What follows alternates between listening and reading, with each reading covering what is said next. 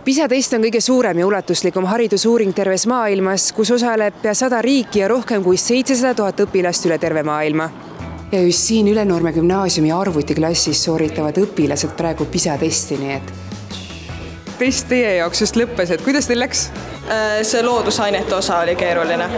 Seal oli nagu tekst antud, aga need küsimused, mis sa küsid, tegelikult väga ei vastanud nagu tekstile. Jaa, nõustun. Vahepeal oli natuke keeruline, aga muidu oleks päris hästi. Jah, et enamus oli selline loogikapõhine ja siis oli pigem lihtne. Mõned IT-ülesanded, mis nagu meeldisid isegi, et programmeerida sai, see oli äge. Ma usun, et need õpilased, kellel koolis läheb igapäevaselt hästi, et neil läheb ka PISA testis hästi. PISA test uurib noorte teadmisi 3 valdkonnas: funktsionaalne lugemine, matemaatika ja loodusteadused. Kusjuures sel aastal ongi fookuses loodusteadused, mille ülesanded nõuavad õpilastelt teadusliku informatsiooni otsimist ja praktilist rakendamist.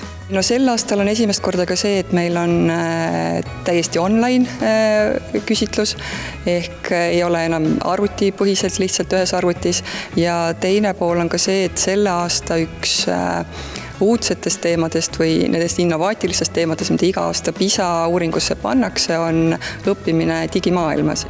Viimase PISA uuringu järgi on Eesti õpilased lugemises ja matemaatikas Euroopas esimesel kohal. Loodusteadustes saavutati Euroopa parim tulemus ja maailmas oldi 6. Mis teie üldiselt sellest arvate, et Eesti õpilased on nii tugevad olnud PISA testides, et mis selle taga siis ikkagi on? Ma arvan, et selle taga on tublid õpetajad.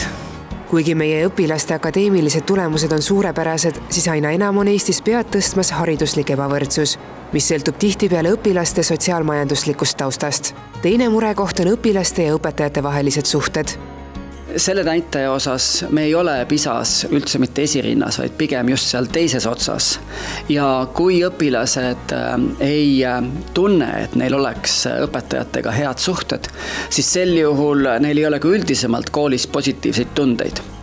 Kui viimane PISA test näitas, et Eesti õpilastel on tugev usk endasse ja oma võimetesse, siis samal ajal hakkas silma ka see, et kodutoetus on Eestis nõrgem kui paljudes teistes maailma riikides. See tähendab, et vanematel puudub siiras ja sügav huvi selle vastu, mida ja kuidas lapsed õpivad. Küsitakse lihtsalt, et kuidas läks hästi või et millised on hinded, hinded on korras, siis on kõik hästi, siis tegelikult see ei aita kaasa sellisele sügavamale õppimisele ja õpihuvile ja huvile siduda enda tulevikku selle valdkonnaga, milles võib-olla õpitulemused on formaalselt hästi. Selle kevadise PISA uuringu tulemused selguvad järgmise aasta lõpuks.